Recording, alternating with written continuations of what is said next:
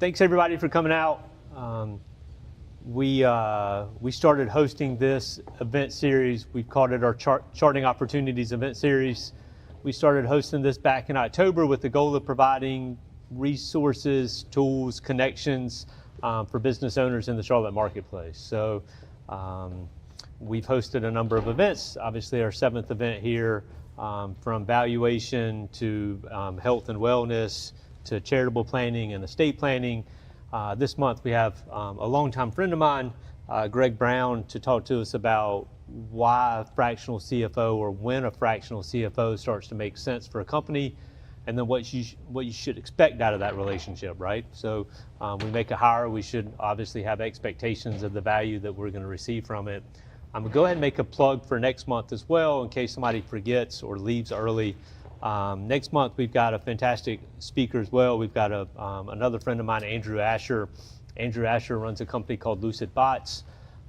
They started off producing drones for window cleaning, and they've now moved into bots for pressure washing, and they will continue to expand their portfolio of robotics across mainly blue-collar industries that help alleviate some of the stress and hard work that those folks have to do.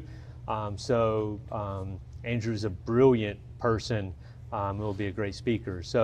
But for today, Greg and I just wanted to sit down and talk. As businesses cross a certain threshold, it starts to make sense for them to stop managing their finances on their own. So Greg's here to talk to us and educate us about what that time frame starts to look like, and then what value you and others as a fractional CFO provide. So Greg, thanks so much for showing up. Well, I appreciate the opportunity to be here. A little worried there at 3:35. 3:35? Yeah, I texted you. Yeah, I let you know I didn't forget you. You weren't 20 minutes early. So yeah. Anyways, but thanks for coming tonight. I appreciate it. Sure. Apologies in advance to those on this side of the room. I have to be a little cockeyed to be able to see the slides, so I love you just as much as those people.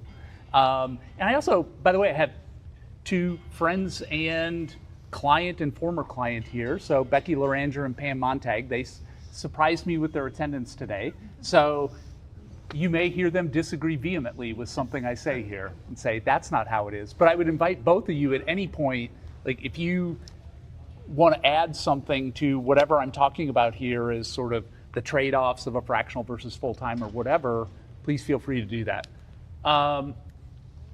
I want to start, we all have biases, right? And I want to acknowledge mine up front so that you'll understand as I talk about how I view this, mine might not be a universal perspective, right?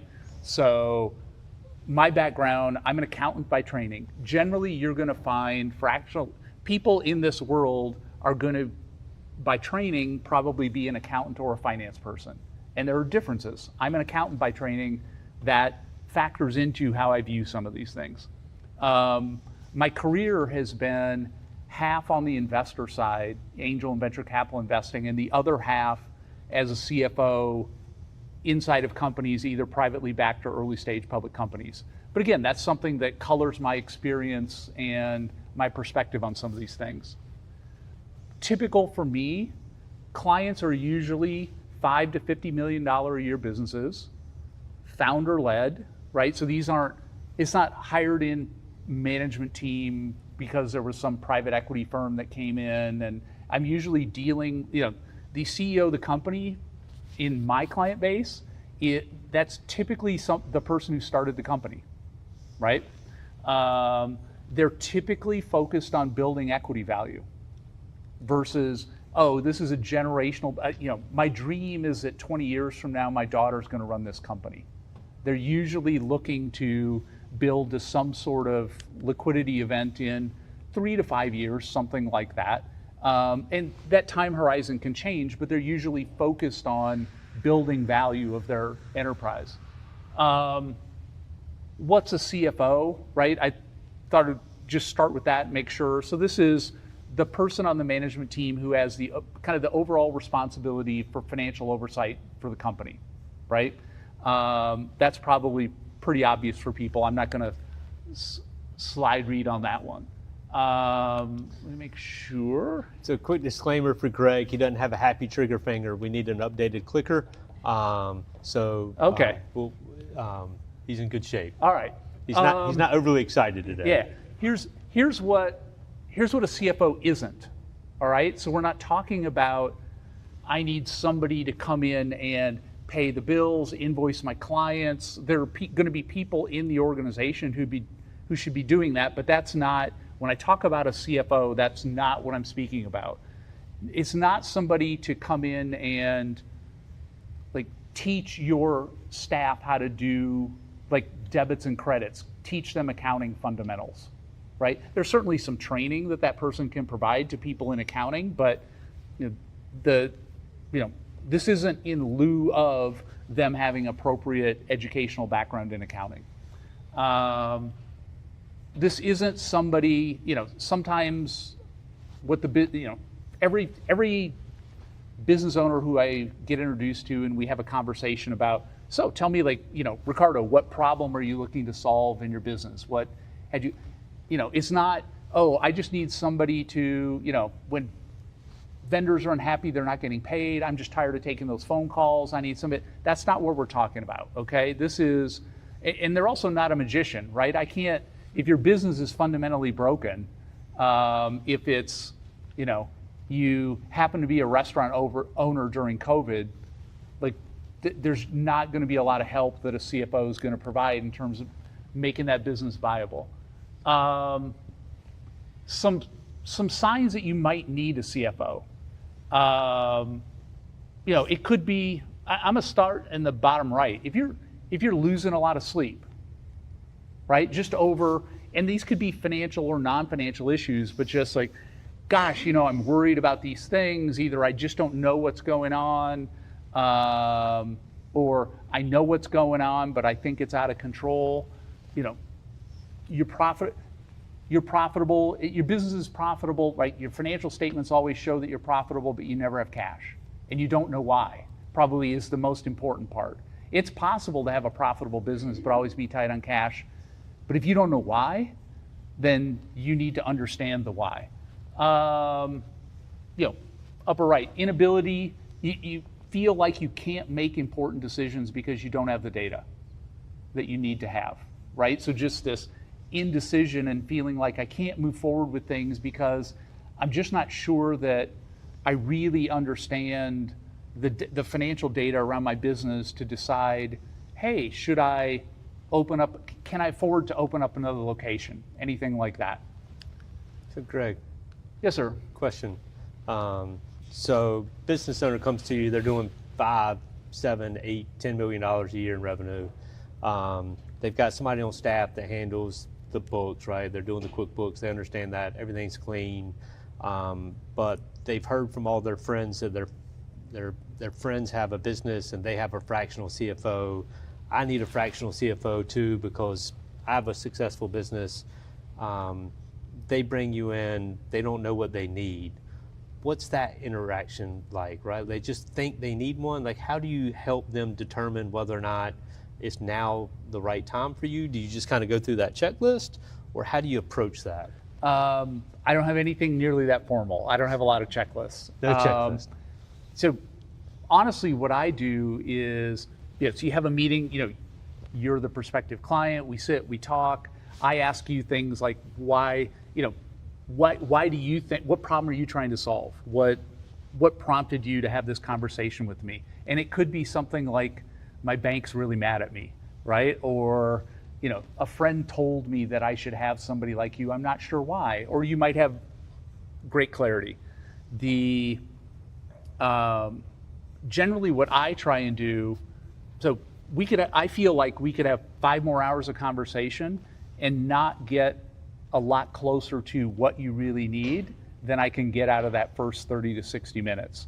So I usually just try to find something that is a way for us to start engaging with one another. Like, hey, what if we picked a little project, something that would be useful to you to have done? I'll work on it with you. We'll get to know each other better. I'll get to better understand your business.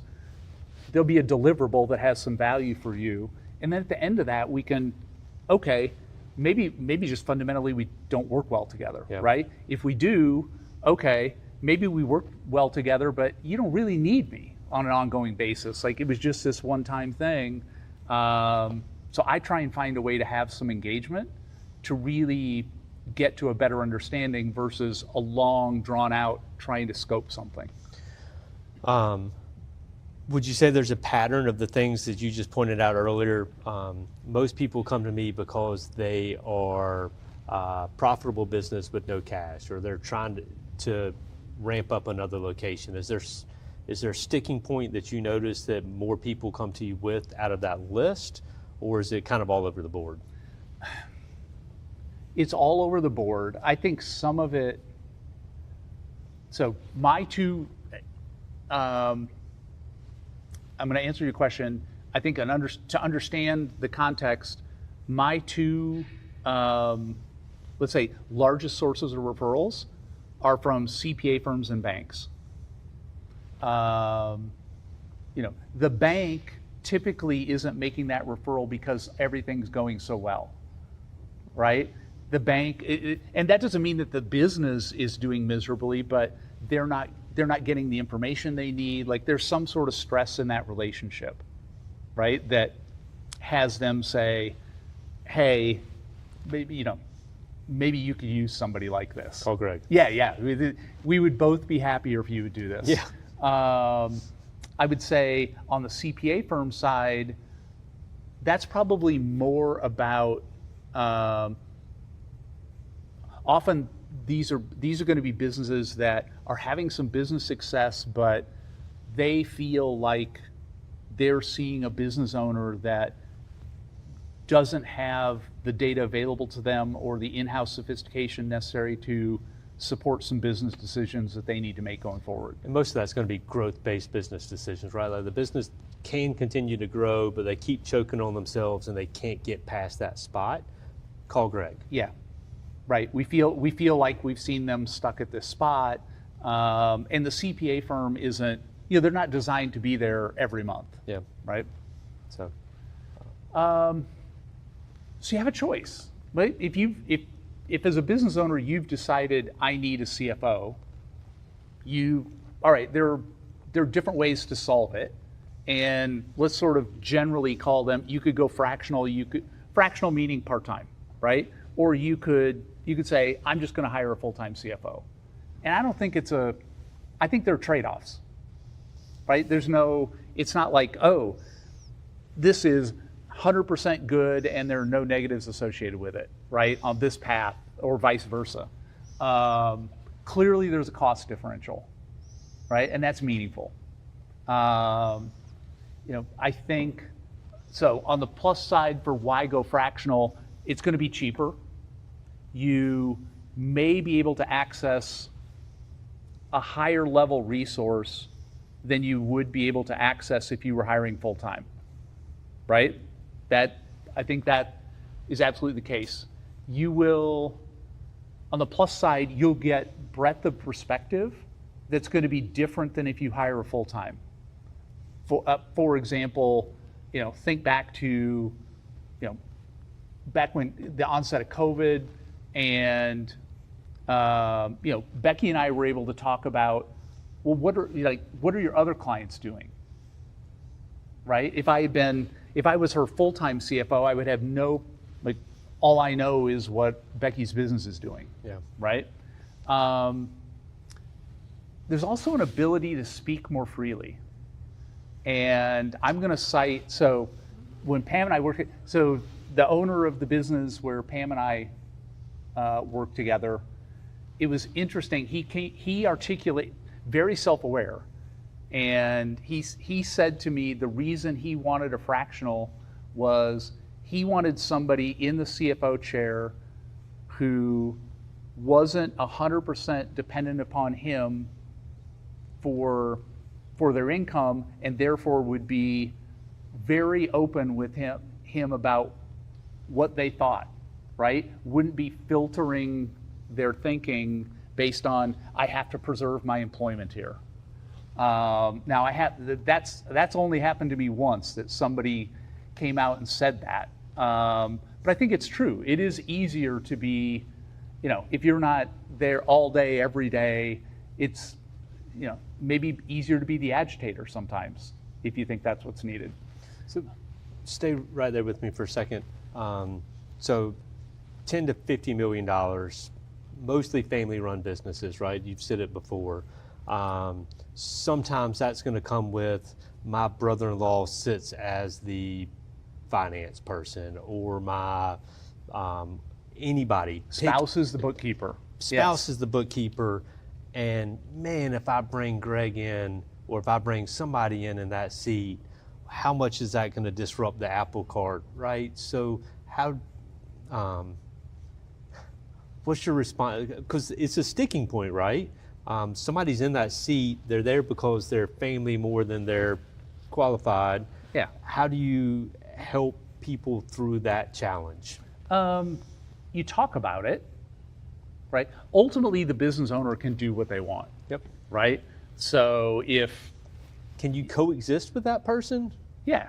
Yeah. I mean, you have to, I mean, that's part of the charm of working with entrepreneurs, right? Or one element of the charm of it. Is it sometimes that, gosh, yes, my underqualified son is going to be working in accounting, Greg. That's just how it is, right? Gotcha. And we can talk about, well, here's how that impacts the organization, right? Are you, if you're willing to accept that we're going to have probably one more person on payroll than we would really need to, right? If you say, that's just something I want to do, we'll work with that. And that's not, I think you have to be prepared to be comfortable with some of those things, to be in a fractional role, to be working with these companies. If that's just intolerable, you say, I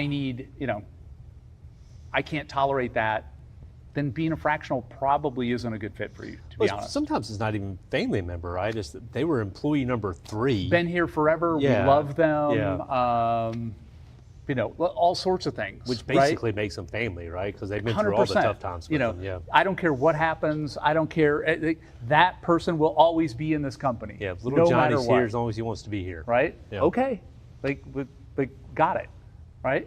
And maybe we're struggling because companies evolve and their needs evolve, and maybe we're struggling. This person really in this company where we are today, they might have had a role that they could execute very well when we were $2 million a year, but at $20 million a year, we're struggling with it, right? And in different settings, you might just say, that's just how it is and we got to evolve, right? But it might be, I get it. This person's been here since day one and they're always going to be a part of the company until they decide they don't want to be. Yeah. So back to fractional. Yeah. So I think there are some downsides, right? I think there are some trade-offs. If you go fractional, you as a business owner are going to compromise on the ability to set priorities, right? I think that's pretty obvious. Becky can, for the list of things that I'm doing for Lakeside, say this one's the most important, but there may be days, Becky can't say, you must set aside that thing for Pam to work on my thing. So she's going to lose some immediacy on that. You may have bandwidth issues on big projects, right? If you're dealing with a fractional CFO who has a reasonably full client roster, they're not going to have, they may have less flexibility to take on a big project than if you had a full-time. It might be easier for them to offload. It also may not be a long-term solution, right? You may, look, if we're at 30 million today, we're going to build this business to, I want to be at 100 million 3 years from now. Somewhere in the next 3 years, you're probably going to have to make a full-time CFO hire, right? If you're really going to get there, right?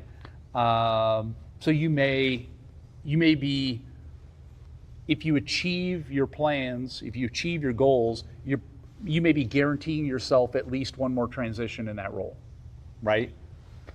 So on that note, I mean, from fractional CFO to full-time CFO, and you talk about the commitment that the CFO is making to you, are there CFOs that have like 50 clients and then CFOs that have like 5 clients?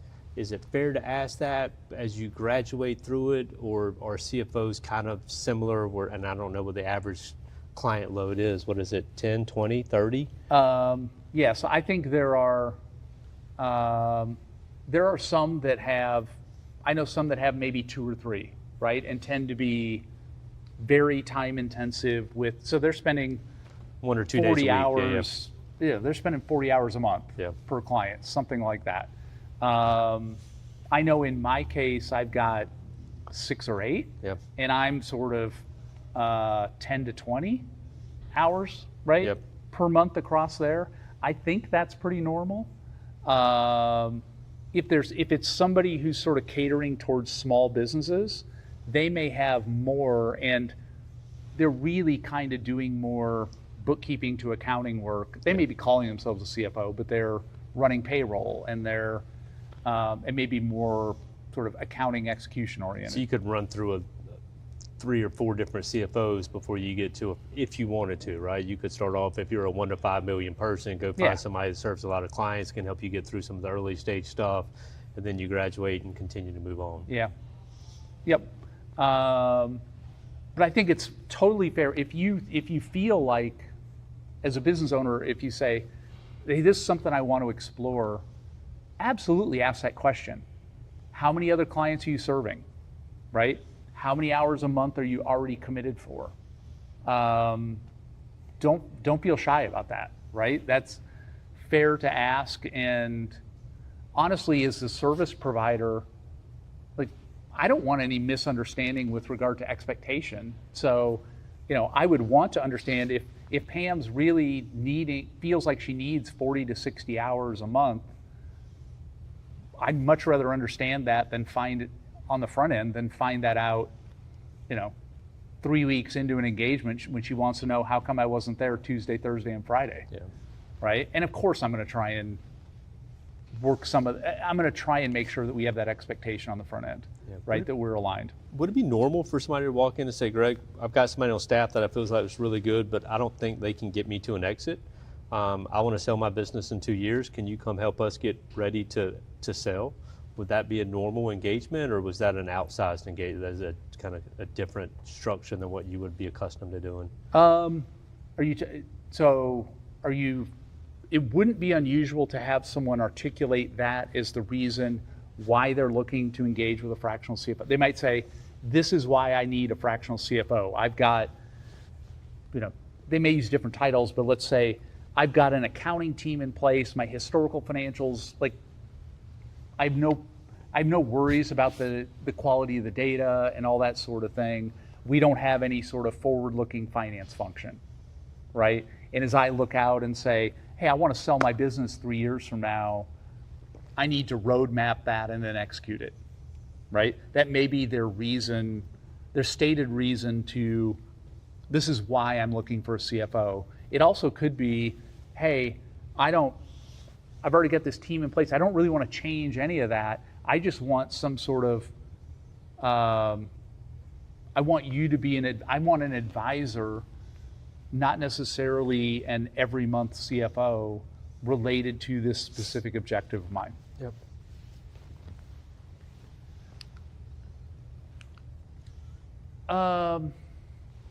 So this is, again, keep in mind my biases, right? And the kinds of companies that I'm used to working with. This is within this world, this is my viewpoint. These are my viewpoints of what the right fit is, or some of the ideal attributes of a fractional CFO. Bias acknowledged, I think accounting oriented rather than finance oriented. So you're really talking about, this person should understand both accounting and finance, but it's a question of where are they grounded. And I think the organization, I think this person needs to understand the debits and credits in a really detailed way, because they may not be executing those things on an every month basis, but they need to be the resource for the organization, right? When the accounting people inside the organization have debits and credits questions, and how should I record this thing? And they can't say, I don't really know, I'm more of a finance person. I was an investment banker, but I don't really know how to record depreciation expense, right? ChatGPT. Yeah. So I think for companies in this category, accounting orientation versus I used to be an investment banker is the right way. This one I feel, I'm adamant about this one. You want somebody who's, if you decide you want to explore a fractional CFO, you want somebody who's in that market intentionally. If you decide I want to talk to fractional CFOs and you start, you'll get a lot of names, right? Doing fractional work is something that is very natural for someone who's sort of between full-time roles to keep themselves busy, generate a little bit of cash flow, all that sort of thing. The problem is, let's presume that they're really good, right? They're going to find a full-time role like before your need for them is gone, right? You don't want to engage with a fractional CFO 60 to 90 days later while they're looking for full-time roles, right? Or you don't want one who's working with you because they're auditioning for a full-time role with you, right? So I think it's important, find someone who's in this market intentionally. This is what they do, this is what they want to do, versus it's what I'm doing because of the circumstance that I find myself in. I think it's a better path to a satisfactory long-term relationship. Somebody who's been where you are today and where you want to be, right? So I'm talking about like generally in a company environment. Like if you're a $20 million a year company today and you feel like 3 to 5 years from now, look, I want to be at 40 to 50. You want somebody who's been in that range. So somebody who has spent their whole career in billion-dollar organizations, they're not going to know how your company should look and feel at this stage, right? Like what's the norm? How do you get, they don't know how to get from 20 to 40. They've never been anywhere less than $1 billion of revenue, right? So somebody who's been kind of in the neighborhood that you're in. More hands-on, you want somebody who's hands-on in orientation versus just a manager, right? This should be somebody who isn't afraid of logging into your accounting system. And somebody who's used to working with founder CEOs, right? Versus I'm used to working with, just a bunch of MBAs on a management team, right? Because that's be a very different thing. Yeah. For my client base, those kind of companies, if they weren't my clients, I would tell them, find somebody who's experienced around financing and exit transactions. If you're trying to build something to exit, find somebody who's been through that before. They should be able to give you a list of engagements where they've worked themselves out of a job, right? Either, if the model works, the business should have, there should have been, let's say, business growth to where they needed a full-time CFO. I helped them find one. I no longer do work for them. Or I have a much lower scope engagement. Or, awesome, we had an exit, we got to the point, we executed the sale of the business, everybody's happy. There should be a list of, here are some former clients who are really happy with me, right? And they should be able to speak about financial topics in a way that a non-accountant can understand it, right? It's super important. I think it's really important for a finance person to be able to talk to the organization about financial concepts in a way that's comfortable for them and creates understanding for them. If you want your management team to be in tune with your financials and helping drive towards the financial goals that you're looking for, they need to understand it, right? And frankly, I would have a conversation about a finance topic with William in a different way than I would, knowing his finance background, than I would have with the production manager at a manufacturing company, right? We may need to be talking about gross margin, right? But that conversation is gonna have different vocabulary with William than it's going to have with that production manager. And I think the ability to do that is important. Greg, I'll comment on that one. That was a blind spot for me. I just got lucky. He says he's not a magician, but he is. I didn't know to look for that quality when I hired a CFO. It wasn't on my radar that it would be helpful if the bean counter didn't talk in their own terms, that they spoke in terms that would work across the board, across my executive team, across mid-management, and all the way down to somebody on the production floor. I would say I would double down on that quality if I were to look for somebody again, which I wouldn't have to because Greg's the provider, but I didn't know to seek that, so I would really. Yeah, thank you for that. Here's what you can expect an engagement to look like. Like if you're thinking about, well, what would it be like to be working with a fractional CFO? You shouldn't have to make any long-term commitments, right? You just shouldn't have to. You can get a month-to-month engagement. It's gonna be something like that monthly fee. It's gonna be something like that hours per month. There's gonna be something about, if there's some big project that, hey, look, if we're going to, there's an M&A, we're selling the business. That's gonna require a lot more work. And so, yes, there'll be some mechanism where I have to pay you more for that time.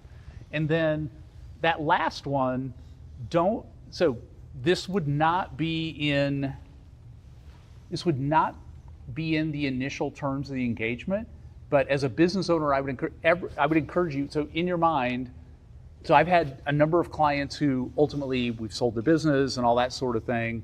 In every case, the business owner ended up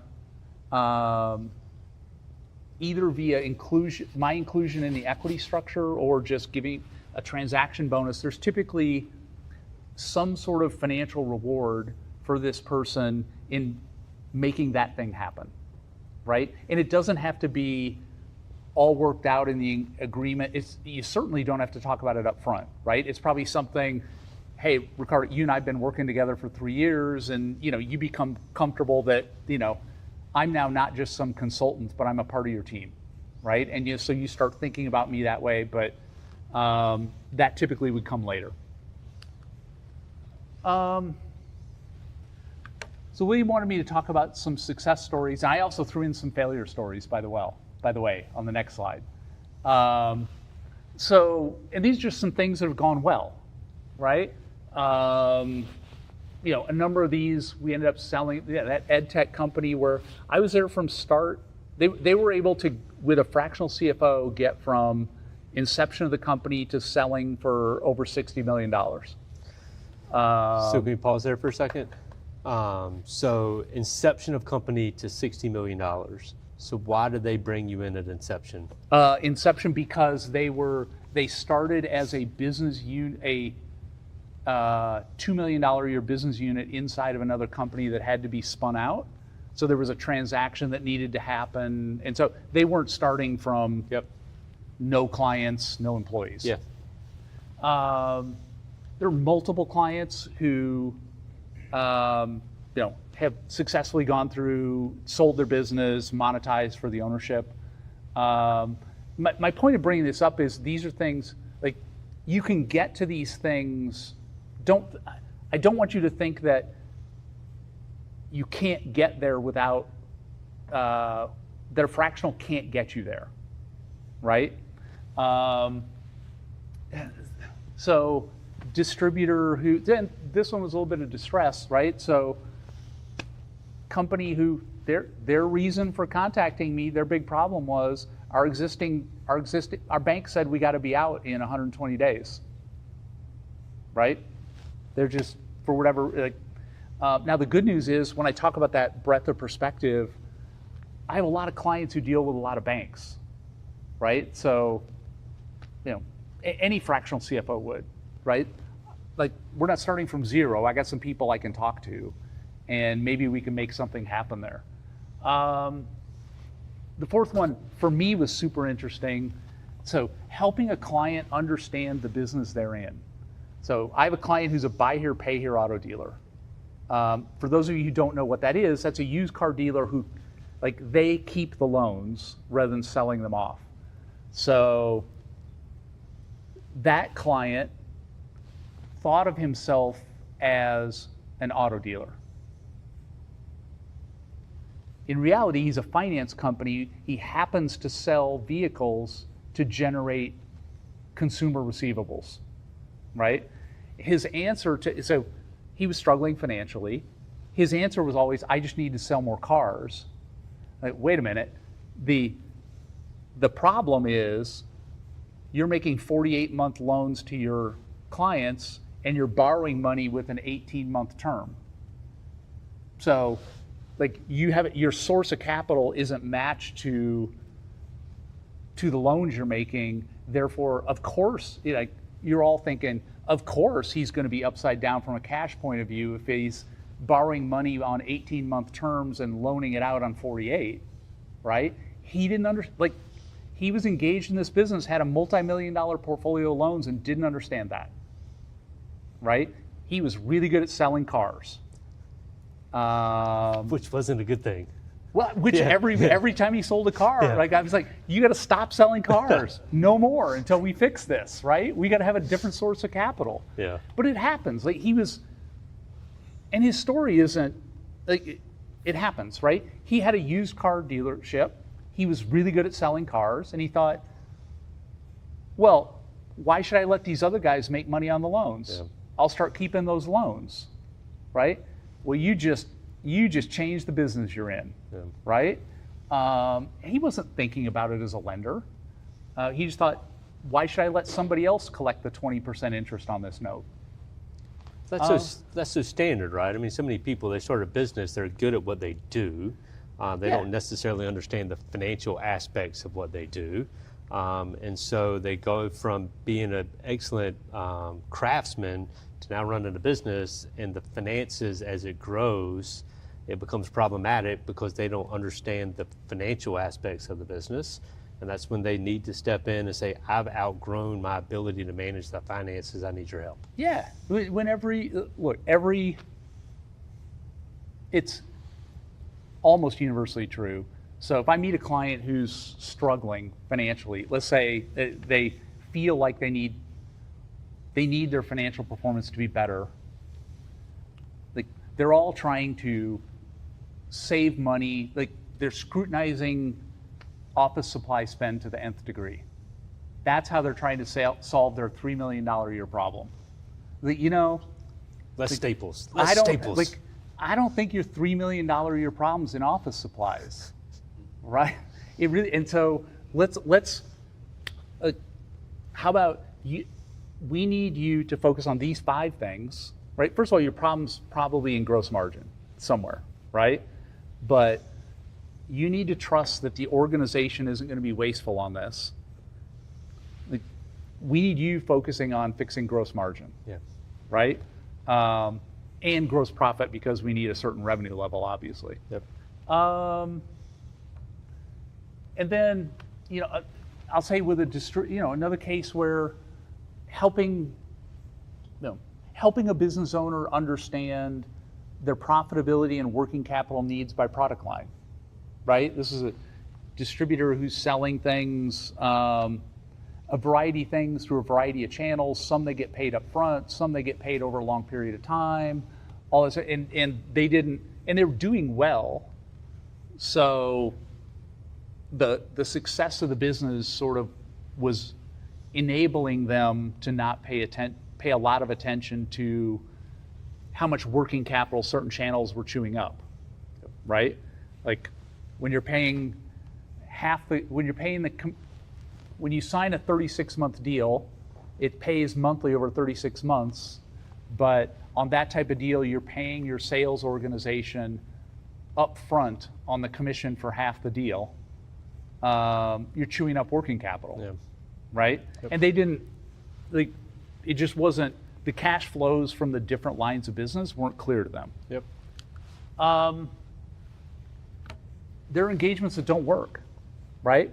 I've had, these are each descriptions of former clients, right? But there are some things that you can't fix. Like financials are wrong. What does that mean? I had a client who just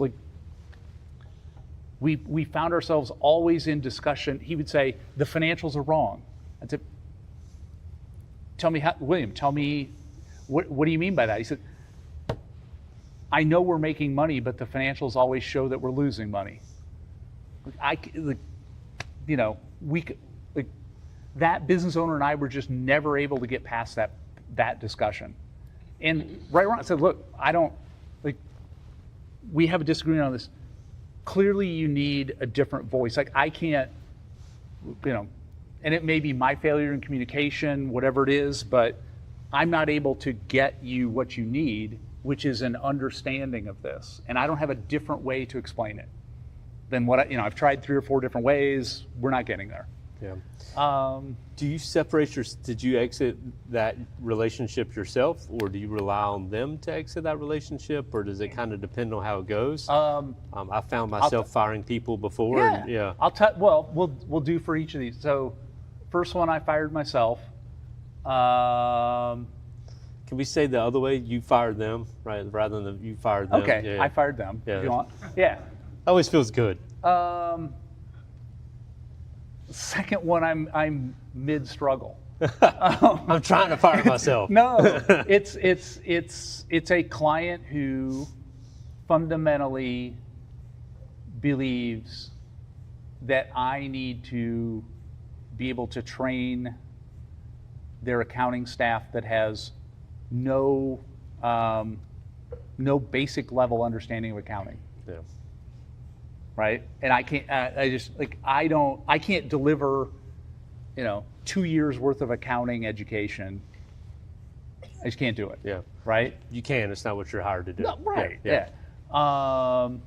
Industry is permanently impaired, right? I had a client, so a CFO can't fix this. I had a client whose business was providing services to on-premise services to automotive dealers. Their revenue is very much tied to inventory levels. So they're doing some work on, they're doing work on the vehicles on a lot. Well, COVID, that went to near zero, and COVID taught auto dealers carry far less inventory than they used to, right? CFO can't fix that, and if you still need, that business still requires a human being to go to a lot, but they can't. The number of available cars to service is far lower than it used to be. Your CFO can't fix that, right? So it's just an impaired business. This isn't just you don't understand it. It is permanently impaired. Sometimes you get a business, and so on that one, I exited. I said, look, you need to reduce cost level, and I need to be part of it. Wow. Right? Lots of times there are businesses where, and there are multiple here for this fourth one, sometimes there just isn't a willingness to make change, right? You look, we understand, Seth, we understand the situation with the business, all that sort of, this is what needs to happen if the business owner is either unwilling to make the change, or I'm just unable to create the understanding that's necessary for Seth to be willing to make it. And it could just be my failure in communication, right? But if it's not working, then there's no reason for me to continue to extract money every month, and not make Seth's situation better. And then lastly, I'll say founders, it never works. Founder CEOs, I'll say, without commitment. And what I mean by that, without commitment to make things better, where you find yourself always we're always last minute scrambling to pull together financial statements for a board meeting because you can't get as a fractional CFO, I can't get the information that I need on a regular basis, because sometimes hey, Becky, I need you to explain this transaction to me so that I know how to record it, right? Because I'm not there every day. You wired $50,000 to somebody, I don't know what it was. right? Until you answer that question, I don't know what to do with it, right?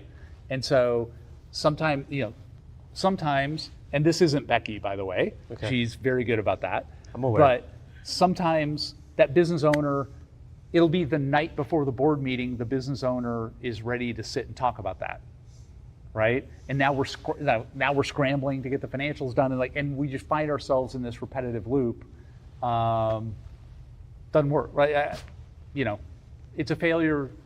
It's somehow a failure to establish the right relationship, right? My fault, their fault, whatever it is. Yep. So we hire you. You start next month. Our expectation should be you're coming in for leadership team meetings on a monthly basis.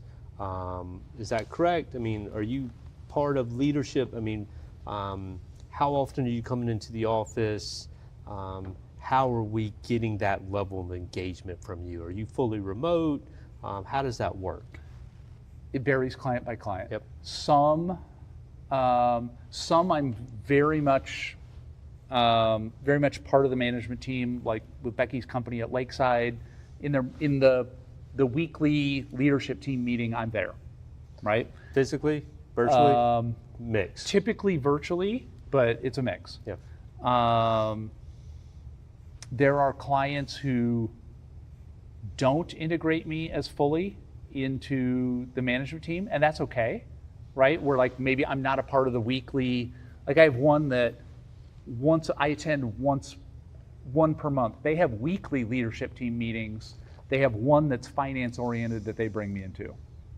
So they tend to do their monthly rhythm is a certain subject area every week, right? Operations, marketing, so finance. I'm not showing up for the operations centric weekly meeting. Yep. Right. It's not a good use of their money or my time. Yep.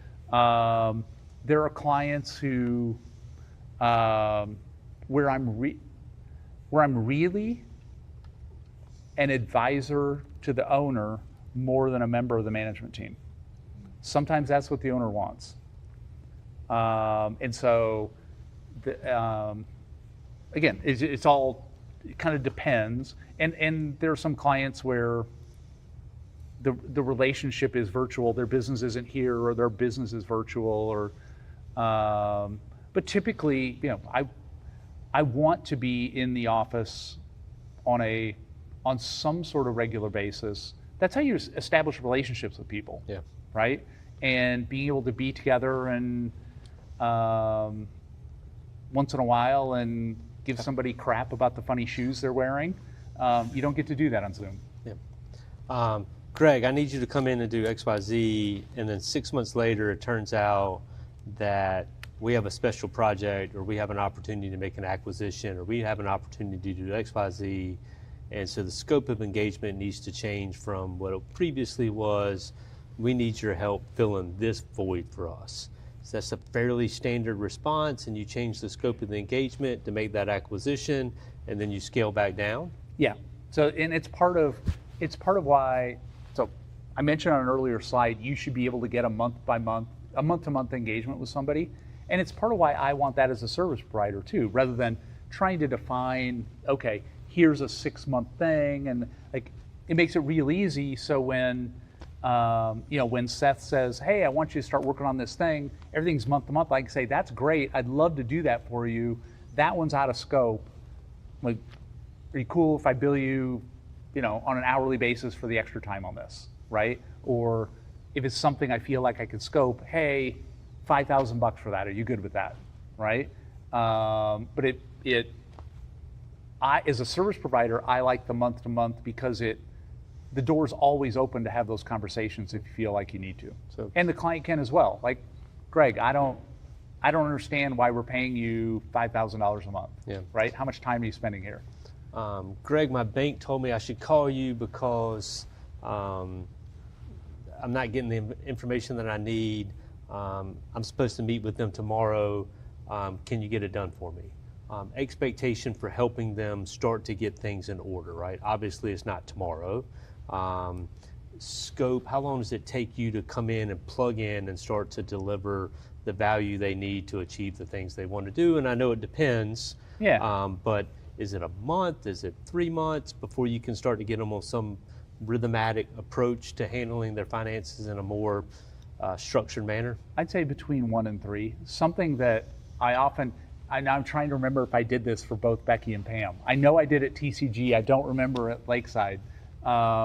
Something I like to do is as a part of that typically first, let's say 30 to 45 days, is I'm doing the work, but at the end of it, deliver an assessment of some sort and say, here's here's what I've been doing for the first 30 to 45 days. Here's some observations, right? Here's some, here's some suggestions. Here's my perspective. Here's what I think we should prioritize working on over the next 30 to 60 days. But you should be able to, I think the business owner CEO should feel progress within 60 days. If they don't, something's wrong. I can't remember. Do you have more slides? I do. Okay. One more. So here's what I would suggest. If any of you, I'll start. This is not a Greg Brown advertisement. I don't have available time to take on another client. So we'll get that out of the way. This whole thing. If you find yourself thinking, hey, I think I might need one of these fractional CFO types, here's what I would do. Ask other people who have visibility of your financials what they think, right? Your banker would have an opinion about this. Your CPA probably knows. If you have a business with some investors in it, ask them what they think, right? You might have some business advice. Like, what do you think?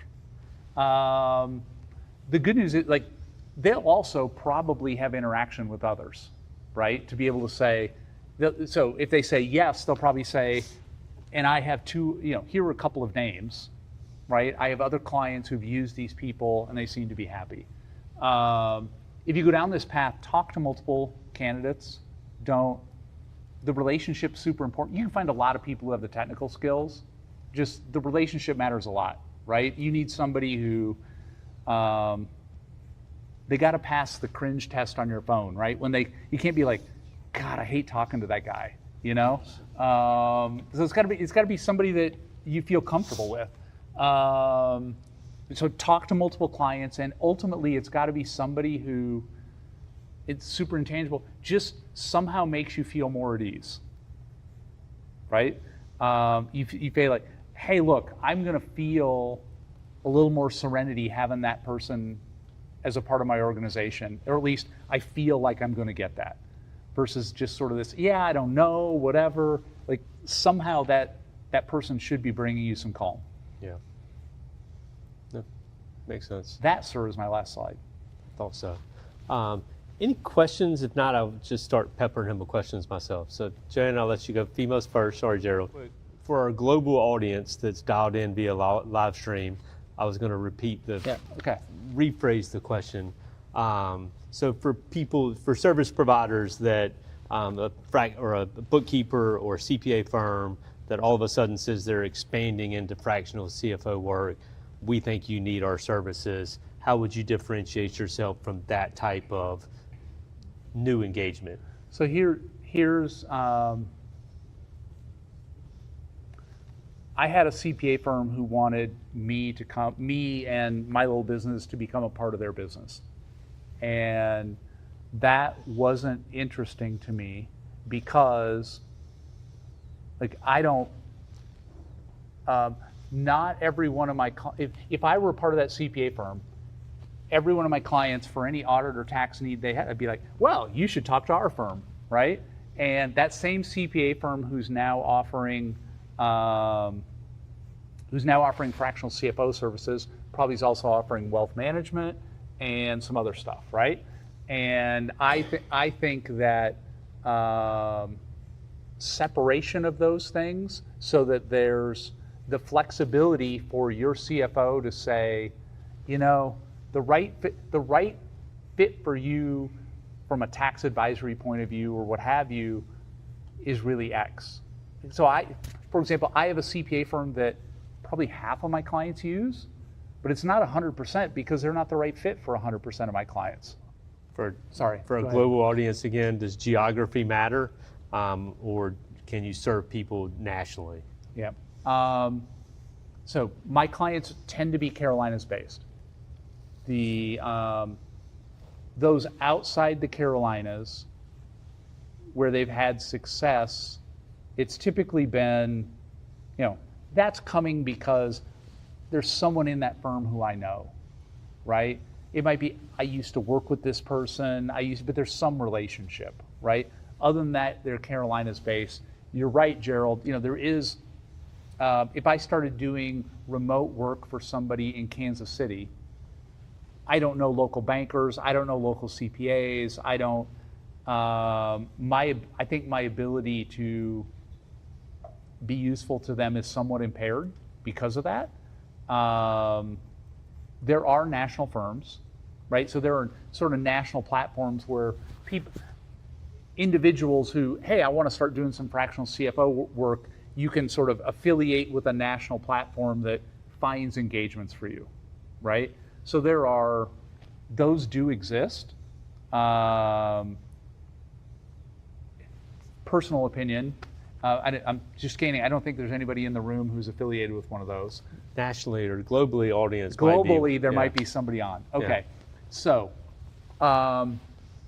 again, my bias is I'm doing this on my own, and I'm doing it on my own for a reason. But so think about Gerald, if you were going to wake up tomorrow and decide you want to do fractional CFO work, you could either do it on your own, or you could do it as a part of a national platform and give 30 to 40% of your revenue to that platform provider, right? And just show up and do the work. If you were talented and had the ability to source your own clients, no way you'd go with that platform, right? So I think personal opinion, the folks I've run into from the sort of big, broad platforms, if I were a business owner, I'd be hiring somebody who was doing it independently, because for that, I think it's a better bet to get the person I want. Correct. Question, Ricardo? No. So I keep going back to the existing finance team, right? Like I keep going back to the son-in-law or whatever. So progression, they typically first step's going to be they've outgrown their ability to do their own bookkeeping. Yeah. So they bring in a bookkeeper, and they see either a part-time or a full-time bookkeeper, and then they've got a controller, and then it's the CFO after the controller, and they've got all those folks on the team, and you're basically part-time managing them and being the direct link to the business owner. Is that where we are? Not always. So I'll give you the path for one of my current clients. Yep. By the way, they're lovely people. The name is Opkala. They're looking for a controller. So if anybody in the global audience would like to put their hat in the ring for that role, I'd welcome talking to you about that. Yeah. When I met them, they had no full-time employees who would say, I'm an accountant. They had administrative people performing accounting tasks, right? Because they're billing clients and they're paying bills and whatever, but nobody there would say, and they were, I don't know, $8-10 million a year revenue and all that sort of thing. So we, kind of the progression from that was somebody who works for me, accounting manager type, started doing some part-time work for them. They needed a little more professional accounting resource. So they were there, and I was there as their fractional CFO, right? Trying to help orchestrate some of this. We made a full-time hire in accounting about a year ago. We're in the process so it's full-time internal accounting person, me as the fractional CFO. There's still some admin people doing accounting tasks. We're now hiring a controller. Decided to put that person in place and then build out the accounting team underneath that controller. But that business is doing, $35 million a year revenue on a CFO, one full-time accounting resource, and some admin people doing things like posting payables, right? But I feel compelled to add, it depends, right? As a business owner, when you're thinking about it, so if Becky, let's say that Seth and Becky have businesses that have exactly the same revenue level. The nature of their businesses might be such that the accounting needs are wildly different. If Seth's business is online commerce selling widgets at $1.99 a piece, he's having tens of thousands of transactions, right? Versus Becky's business that's selling software licenses at an average of $250,000 a piece, relatively few transactions. It's really, the accounting work is about number of transactions, not about dollar level. So when you hear, if you're talking with folks you know, or you hear somebody like me saying something like, well, for a $30 million a year business, it depends, right? It depends what industry you're in, because a $30 million e-commerce seller of relatively low price goods is a whole lot of accounting work, right? Versus somebody who's selling $1 million pieces of equipment. Yeah. So, thanks so much, Greg. Surprisingly, we ran out of time, or we're up against time, or however you want to say it. So now you get to have a drink. Now I do. I feel a little selfish. I was up here having a drink. That's all right. Yeah. But anyways, so thanks everybody for coming out. I mean, again, remember next month, Andrew Asher, Lucid Bots, will be here to talk about robotics and AI and what's happening in that space and how it's moving in to impact businesses of all kinds. So please stick around, have a drink, chat with Greg for a few minutes, and thanks so much again for coming out, everybody. Thanks, William.